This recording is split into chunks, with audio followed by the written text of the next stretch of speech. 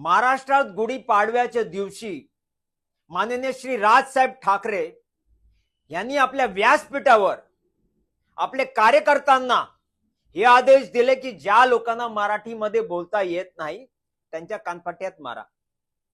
राजसाहेब ठाकरे, तुम्ही हिंदूंना मारायचा आदेश दिलेला आहे असं वाटतोय, कारण तुम्ही ज्या सिक्युरिटी गार्डला मारला तो हिंदू होता.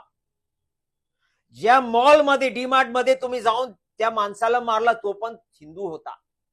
ज्या बँकेत जाऊन तुम्ही बँकेच्या अधिकाऱ्यांवर कारवाई केलं ते पण हिंदू आहेत. म्हणजे तुम्ही हिंदू विरोधी आहेत.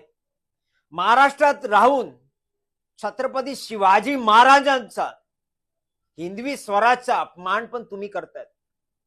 मराठा आरक्षणाला तुमचा सपोर्ट नाही. राजसाहेब ठाकरे, आपण केवळ उत्तर भारतीय नव्हे मराठी लोकांचा पण विरोधक आहे.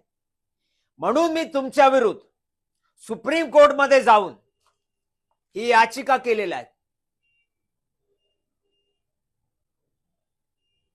तुम्ही संविधानाचं उल्लंघन करू शकत नाही.